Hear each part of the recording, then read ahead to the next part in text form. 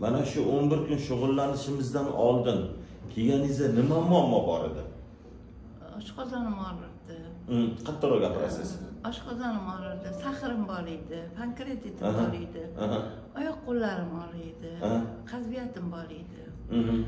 Allohga shukr, o'sha kun kelgan kunimdan beri dori ichmayman.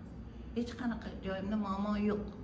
Soppa-sog' bo'lib qoldingizmi? 100% sog'man. Necha kunda 100% sog'lom, o'zingizni baquvvat, mukammal vujudingiz o'sha yoshlik davringizda yurganingizda qanday soppa-sog' bo'lgansiz? 5-6 kunda bo'ldi. 5-6 kunda o'sha darajaga yetib oldingiz.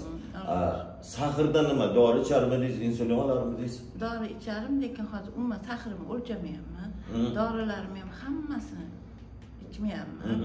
Na sahrga, na davlenamga, na oshqozonimga hech qanaqa dori ichmayapman. Vujudingizda birorta mana shu dori ichmasangiz kasalligingiz qo'zg'ab qolib, qiynalib, bir joyingiz og'rib, bir narsa bo'lyaptimi? Yo'q, og'rimayapman, yaxshi yuraman, yengilman, Allohga shukr. Mana shu 11 kun ichida biror marta bir sahringizni haligi bir qiziqib o'lchab ko'rmadingizmi? Yo'q, o'lchamadim. O'lchab ko'rganingizda yaxshiroq bo'lardi. Yana ham o'zingizga ishonib. Endi o'lchasam, misol uchun, yana sahrim chiqqan bo'lsa, men o'zimga ishonmasdim. Shuning uchun o'lchamadim, bu yo'lga Allohga tavakkal qildim. Hech narsa bo'lmayaptimi? Og'iz quruqshab bir narsa. Yo'q. Yaxshi. Oshqozon osti bezingiz ishlayotibdimi? Oshqozoningizdan bezovta qilmayaptimi? Yo'q. Qo'l-oyoqchi? Qo'l-oyoqlarim ham yaxshi, Allohga shukr. Oyoqlarim ham yaxshi. Shiddat emas. Yo'q. Qabziyat qanday bo'ldi?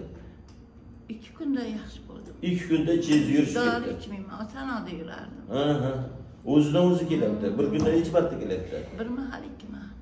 Ba'zida 2 mahal kelyapti. Hozir lekin ovqatlarni tanlab yerdim. Yemasdim. Hozir hamma narsa yo'qman, behisob shukr. Ishtaha ham zo'r. Bu gapim men 2 kilolik temirdim. Mana shunday sog'lom yashab ketalasizmi bundan buyon? Xudo xohlasa.